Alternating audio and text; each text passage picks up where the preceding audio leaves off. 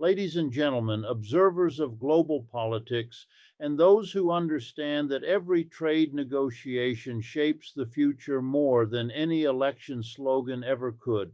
Tonight, we confront a question that stretches far beyond Canada and the United States.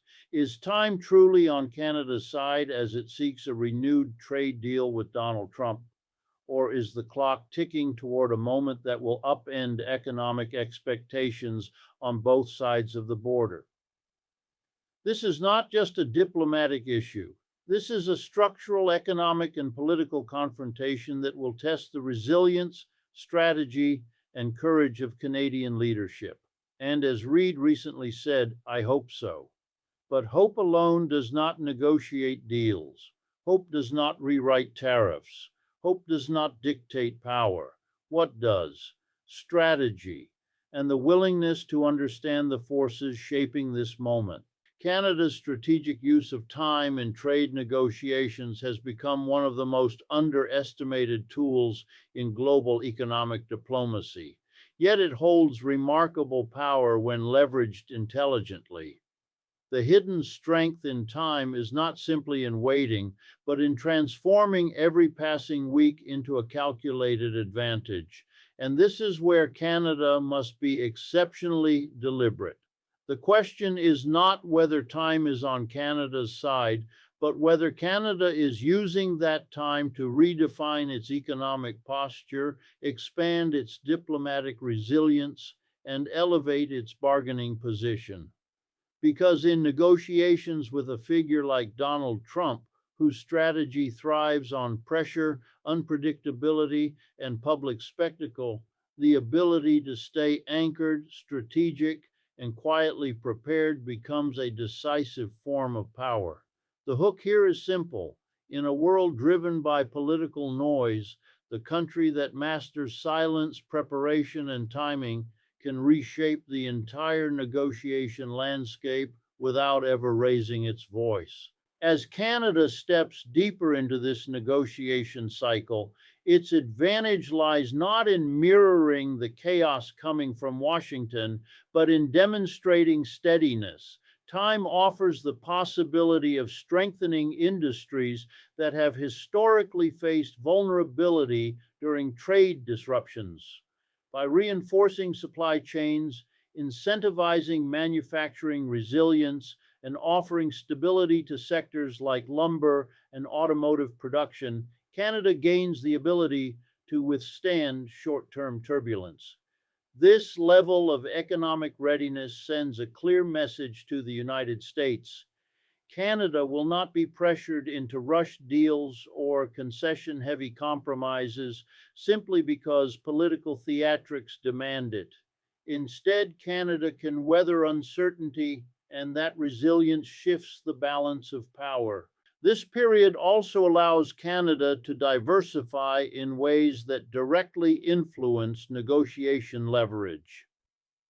Expanding trade relations beyond the US through Europe, Asia, and strategic partnerships across emerging markets adds a critical layer of protection. When a country signals that it has alternatives, its bargaining position strengthens dramatically. This is not about abandoning long standing partnerships with the United States, but about showing that Canada's economic future is not confined to one channel. Time grants the opportunity to nurture those alternatives, negotiating new agreements, strengthening existing ones, and reassuring investors that Canada remains open, stable, and globally connected. This alone reshapes the psychological and economic environment of the negotiation. Here is another hook. Leverage is not created by loud demands, it is created by quiet preparation. The more Canada invests in domestic industries during this negotiation period, the more confidence it builds not only at home but internationally. Strategic funding for innovation, energy diversification, and manufacturing independence reduces the fear of potential US tariffs or policy shocks. When a nation shows it can absorb impact, it becomes far harder to intimidate or corner in a negotiation setting. Trump's strategy often relies on the assumption that his counterparts are more vulnerable than he is. By using time to address and reduce those vulnerabilities, Canada weakens the pressure narrative that Trump typically relies upon, but time also enhances Canada's diplomatic posture. Negotiations are not only about economics, they are about perception.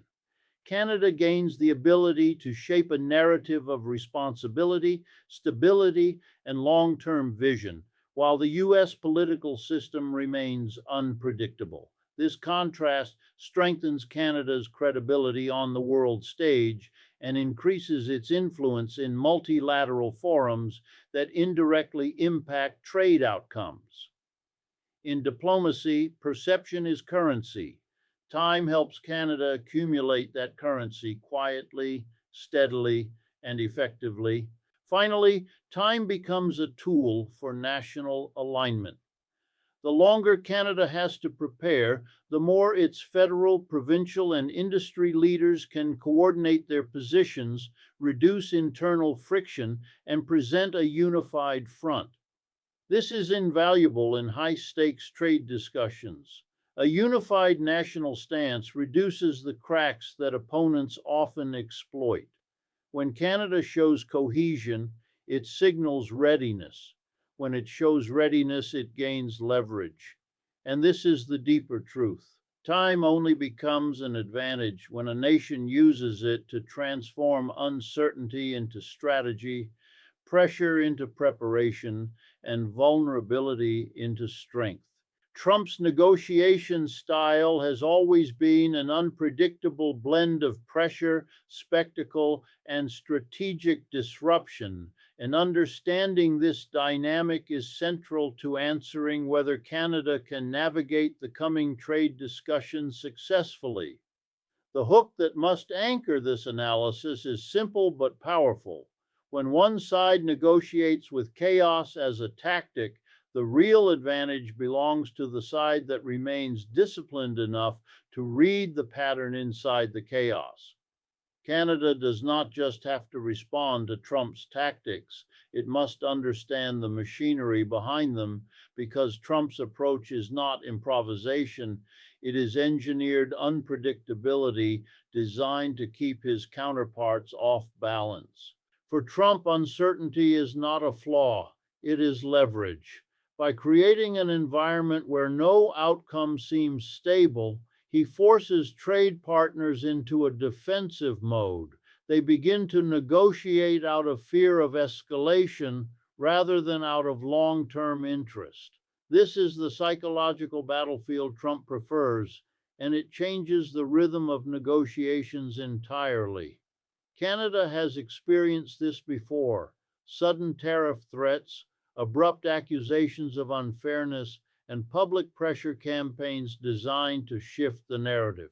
It is a strategy that frames the United States as a victim and its partners as beneficiaries of American generosity, even when the economic realities show deep mutual dependence.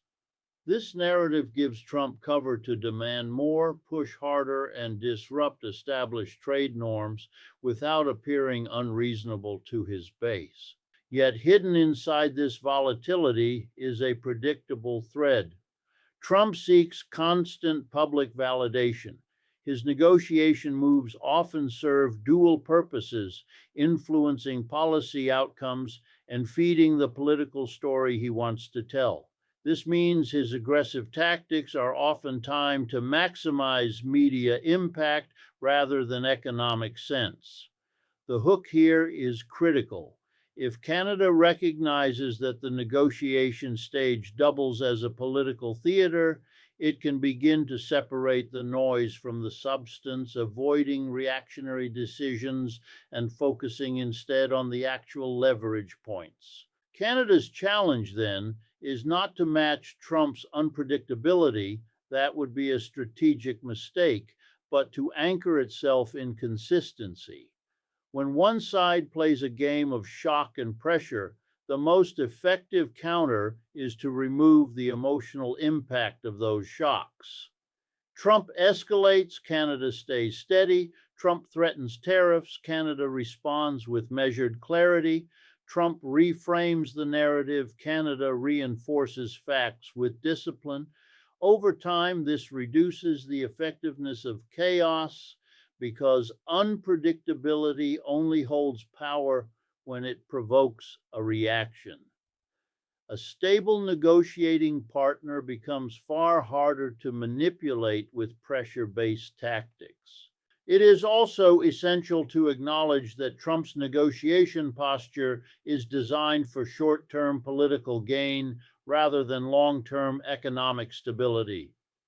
That creates openings. Canada can use time and consistency to highlight the economic costs of disruptions, costs that hit American industries just as hard, if not harder, than Canada's. And because Trump's base includes workers in manufacturing, agriculture, and energy, sectors deeply tied to Canadian trade, prolonged disruption risks blowback. This is the leverage Canada must see clearly. Another important element in Trump's strategy is his use of public confrontation. He often externalizes negotiations, making them battles of national pride rather than technical policy discussions. This creates a psychological urgency that pressures other nations to respond quickly.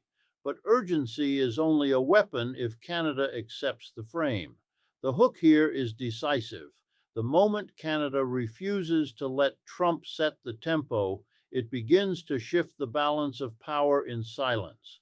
Calmness becomes strategy. Patience becomes leverage. Consistency becomes strength. To navigate Trump's style effectively, Canada must also maintain internal unity. Trump often tests relationships within a negotiating partner's political landscape, attempting to amplify internal disagreements or exploit divisions. A unified Canadian front across political parties, provinces, and industries neutralizes this tactic entirely. Internal cohesion makes Canada's position more durable and less susceptible to pressure based maneuvers. And this leads toward the fundamental insight about Trump's style. It is powerful only against those who fear uncertainty. If Canada uses discipline, preparation, and economic clarity as its shield, unpredictability loses its sharpness. The chaos becomes noise, not danger. The spectacle becomes background, not command. And the negotiation shifts away from Trump's strengths toward a more grounded strategic environment where Canada can assert its own interests with quiet but effective confidence. The economic interdependence between Canada and the United States is the quiet force shaping every moment of this negotiation, and it carries far more influence than any speech, tariff threat, or political statement. The hook that captures the essence of this reality is unmistakable.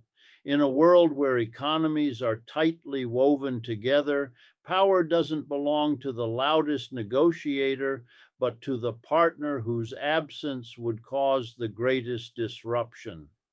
And in the case of US Canada relations, that disruption would be felt deeply on both sides of the border. This is where Canada holds a structural strength that Trump's aggressive tactics cannot easily overpower. The relationship between the two nations is not a simple trade partnership. It is an integrated economic system built over decades. Industries do not merely exchange goods, they depend on each other's stability. American factories rely on Canadian metals and components. Canadian energy fuels US industries and households. Agricultural products move across the border every single day in rhythms so entrenched that disrupting them would create immediate shortages, price fluctuations, and political backlash. The most critical truth here is that no American administration, even one as confrontational as Trump's, can afford to destabilize this relationship for long without harming its own economic base. Consider the automotive sector, one of the most intertwined industries in the world. A single car part might cross the border up to 6 times before the final assembly is complete. Tariffs or aggressive trade barriers would not merely inconvenience Canada, they would paralyze American manufacturers, raise production costs, and anger U.S. workers in an election cycle. Trump may threaten, escalate, or dramatize the situation, but the underlying economics are not on his side. This interdependence acts as a quiet counterweight to his unpredictability. Canada does not need to react impulsively when it knows the U.S. cannot sustain prolonged disruption without self inflicted harm. Another layer of this interdependence lies in the energy sector. The U.S. is heavily connected to Canadian oil and gas infrastructure, and any disruption in this flow would have immediate consequences for American consumers and industries. Trump's political base includes regions deeply dependent on stable energy markets, regions that would not tolerate sudden spikes in prices triggered by trade conflict. Here lies another hook. The deeper the economic ties, the higher the political cost of breaking them. Canada must understand this truth and use it as a source of confidence. Even in agriculture, a sector Trump consistently claims to champion, Canada plays a vital role in supply chain stability. American farmers rely on a predictable cross border flow of goods, equipment, and livestock markets. If Trump were to escalate tensions recklessly, the first voices of complaint would come from his own supporters. Those who understand this dynamic know that Canada holds more leverage than Trump's rhetoric suggests. Interdependence does not simply mean both sides benefit. It means both sides suffer if the relationship collapses. Canada's strength, therefore, lies in recognizing that Trump's negotiation style cannot override economic reality. The U.S. may demand concessions, invoke tariffs, or frame Canada as the beneficiary of unfair advantages, but the economic facts undermine that narrative. Canada is not a minor trade partner, it is a foundational one. The American economy is built with Canadian resources, Canadian labor partnerships, and Canadian supply chains woven into its fabric. When Canada understands this, it negotiates not from fear, but from balance. The key is to turn this interdependence into strategic calm. Rather than matching Trump's intensity, Canada can adopt the far more effective posture of steady resilience. It can communicate through diplomacy, industry alignment, and international partnerships that it is prepared for serious negotiation but not intimidated by threats. The hook that Canada must anchor itself in is this: when your absence would cause more damage than your presence, you hold more power than you realize. Economic interdependence is not just an advantage, it is a shield. It is the quiet force that reduces the impact of Trump's unpredictability, limits the extent of U.S. escalation, and gives Canada the space it needs to negotiate strategically, confidently, and without sacrificing core national interests. The negotiation between Canada and the United States is not just a technical exercise conducted behind closed doors. It is a performance unfolding on a global stage where every word, pause, and political gesture becomes part of a larger narrative. And that is why political optics shape the environment far more than many observers realize. The hook that defines this key point is strikingly simple. In modern trade negotiations, Perception often drives the outcome more than policy does. When one side understands the power of narrative and the other treats the process as purely administrative, the advantage shifts dramatically. Trump understands this perfectly. Canada must understand it too. The moment a negotiation becomes public, it stops being just a discussion of tariffs and becomes a competition of messages, impressions, and political symbolism. Trump's political instincts push him to frame every negotiation as a contest of strength. He uses the language of winners and losers, fairness and exploitation, loyalty and betrayal.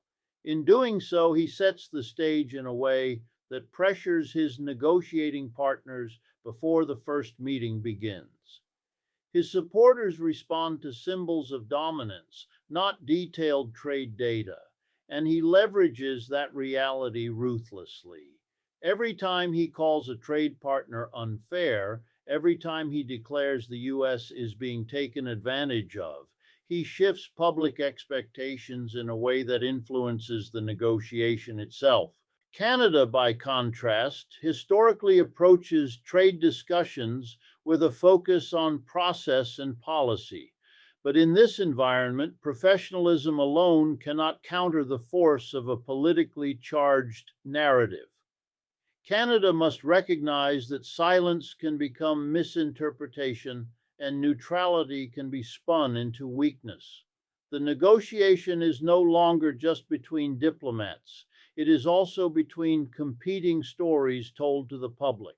And the story that gains momentum can shape the political space within which negotiators operate. The hook Canada must internalize is this: if you don't manage the narrative will manage you. This does not mean adopting the theatrics that characterize Trump's style. It means being strategic in communication. Canada must project calm strength, economic clarity, and diplomatic consistency. It must articulate why a balanced, stable partnership benefits both nations. It must frame cooperation not as a concession, but as a shared victory. When Canada communicates with clarity, it prevents Trump's narrative from overwhelming the actual dynamics of the negotiation. Politics, after all, is often a battle of visibility. Whoever defines the frame defines the fight. Political optics also shape internal dynamics. Within Canada, industries, workers, and political parties carefully monitor the government's approach. If the public perceives the negotiation as aggressive and unpredictable, confidence weakens, investment slows, domestic criticism grows. This creates internal pressure on negotiators, weakening their ability to hold firm. That is why Canada must maintain a narrative of control, a message that the process is unfolding with strategy and caution, not desperation. Stability becomes a political asset.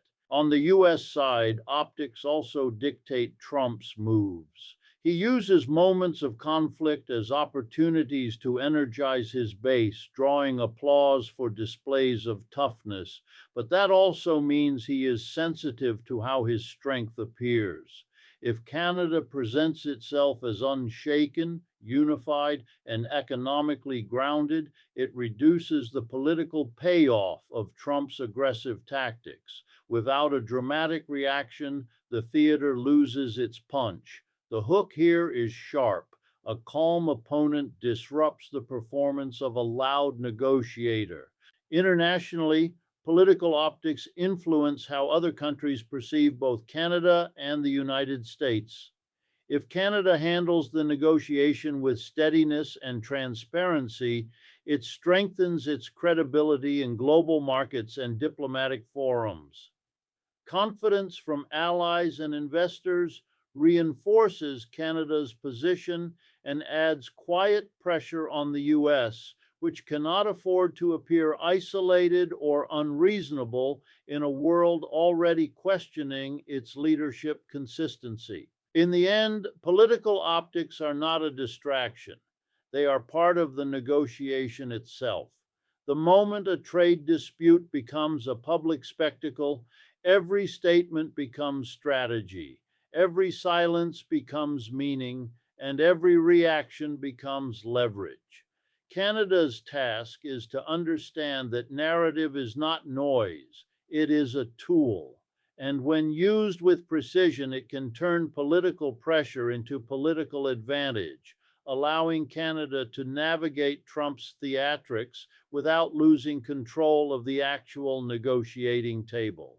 Canada's ability to leverage global market dynamics is not just an economic strategy, it is a decisive source of negotiating power that quietly reshapes the balance in any conversation with the United States.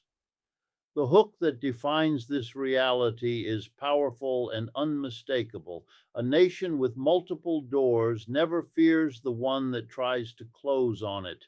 And right now, Canada has more doors to the world than ever before.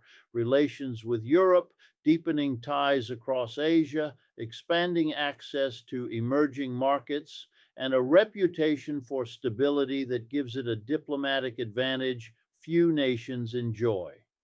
This is not just a backdrop to the negotiation with Trump. It is one of the strongest tools Canada can bring to the table. The global economy has undergone massive shifts in recent years, with supply chains reorganizing and countries seeking reliable partners rather than purely cheap ones. Canada, with its political stability, regulatory reliability, and strong institutions, has become one of the most attractive global trade partners. Unlike the United States, which has used tariffs, sanctions, and political unpredictability as common bargaining methods, Canada has positioned itself as a dependable, rules based trading nation. That reputation is currency, currency that converts directly into leverage when facing a negotiator like Trump, who thrives on the belief that his partners have no credible alternatives. By deepening its partnerships with Europe through agreements such as CETA, Canada has shown that it can operate effectively within massive markets outside North America. These agreements provide Canada with more than just new trade lanes. They demonstrate the country's ability to pivot strategically. The hook here is unmistakable. The more global alliances Canada cultivates, the less vulnerable it becomes to unilateral pressure from Washington. A nation with options negotiates from strength, not fear. This diversification also affects investor sentiment. When global investors see Canada expanding its reach across Asia, participating in frameworks like the CPTPP, and increasing its diplomatic footprint, they gain confidence in Canada's resilience. That confidence stabilizes markets, encourages investment, and reassures domestic industries that their future is not tied exclusively to the outcome of a single negotiation. As a result, the Canadian government gains more freedom to negotiate without exposure to domestic panic or industry collapse. A country that stands firm internally can stand firm internationally. Trump's negotiation style thrives when he believes he has trapped the other side into dependence. But Canada's move toward international diversification dismantles that assumption. If the US attempts to impose punitive tariffs or pressure Canada harshly, other nations are ready to deepen their ties. Asian markets hungry for stable partnerships, European nations eager to solidify supply chain alternatives, emerging economies seeking reliable energy and agricultural imports. Canada sits at the crossroads of global demand, and that position is far more powerful than Trump's narrative suggests. Another critical layer of this global strategy is how it reshapes perceptions. When the world sees Canada stepping confidently into new markets, it highlights its role as a modern, outward looking economy. Meanwhile, the United States, under Trump's political framing, increasingly appears isolated and transactional. That contrast creates subtle but meaningful diplomatic pressure on the US. A nation that feels its global influence shrinking becomes more cautious about alienating close partners like Canada. The hook that emerges is simple yet penetrating. In global economics, reputation becomes leverage, and Canada's reputation is working in its favor. Furthermore, global market dynamics influence political calculations within the United States. American farmers, manufacturers, and energy producers know that redirecting Canadian trade elsewhere would weaken US economic leadership and strengthen competitors abroad. Any prolonged conflict pushes Canada to permanently expand ties with countries like Japan, South Korea, India, and Germany, all eager to secure long term agreements. That long term redirection would harm American industries far more than Canadian ones. This economic reality becomes political reality, and political reality becomes negotiating power. By positioning itself as a global player with diversified ties, Canada sends a quiet but firm message. It seeks partnership, not dependence, cooperation, not coercion, mutual benefit, not one sided demands.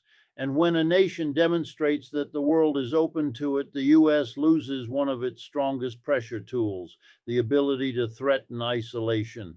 This is where Canada's real advantage emerges. The negotiation with Trump is not simply a bilateral conversation, it is a moment shaped by global currents. And Canada, unlike many nations dealing with US pressure, has the rare ability to step into those currents and use them to shift the negotiation toward balance, respect, and long term strategic benefit. Reid's remark, "I hope so," captures the sentiment of many Canadians who are anxiously watching the unfolding trade conversation with the United States. But the truth is undeniable. Hope is never a strategy, preparation is. This is the defining hook of the sixth key point, and it reflects the fundamental difference between nations that navigate difficult negotiations successfully and those that simply react to them. Canada cannot rely on optimism, political goodwill, or the expectation that calmer moments will arrive. It must build the conditions for its own advantage step by step with a level of strategic discipline that transforms uncertainty into opportunity. Hope is passive, preparation is power. In negotiations with a figure like Trump, whose tactics thrive on unpredictability, emotional pressure, and public theatrics, any nation that enters with wishful thinking is already at a disadvantage. Trump's negotiating style rewards preparedness, not sentiment. He tests weaknesses, pushes boundaries, and watches for signs of hesitation. If Canada approaches the table expecting a smooth, cooperative process, it risks misreading the dynamic entirely. The hook that must guide Canada is this: the side that prepares the most controls the tempo, the tone, and the terms of the negotiation. Preparation begins internally. Canada must ensure its industries, political leaders, and public understand that trade negotiations of this magnitude are rarely quick or simple. By fostering national alignment and shielding key sectors from short term shocks, Canada reduces its vulnerability to pressure tactics. Trump often uses sudden tariff threats or dramatic announcements to force rapid concessions, but nations with a strong internal foundation can resist such maneuvers with confidence. When Canada strengthens its industries, diversifies trade routes, and programs stability into its economy, it becomes less reactive and more strategic. Another layer of preparation involves clarity. Canada must articulate precisely what it wants from this negotiation and what it cannot accept. Ambiguity is ammunition for Trump's style. He exploits vagueness to reset expectations, redefine terms, and shift the power balance. A well prepared Canada makes its red lines unequivocal.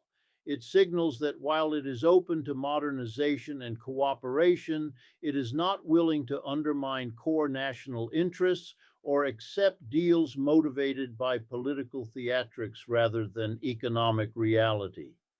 Clarity is not aggression, it is defense. Preparedness also requires a deep understanding of Trump's communication patterns. His rhetoric may appear chaotic, but it often follows predictable cycles designed to maximize media attention. When Canada understands these patterns, it can better anticipate escalations, manage public perception, and respond with the right mix of firmness and restraint. This ability to anticipate greatly reduces the psychological impact of Trump's unpredictability. The hook here is powerful. When you can predict the unpredictable, you neutralize it.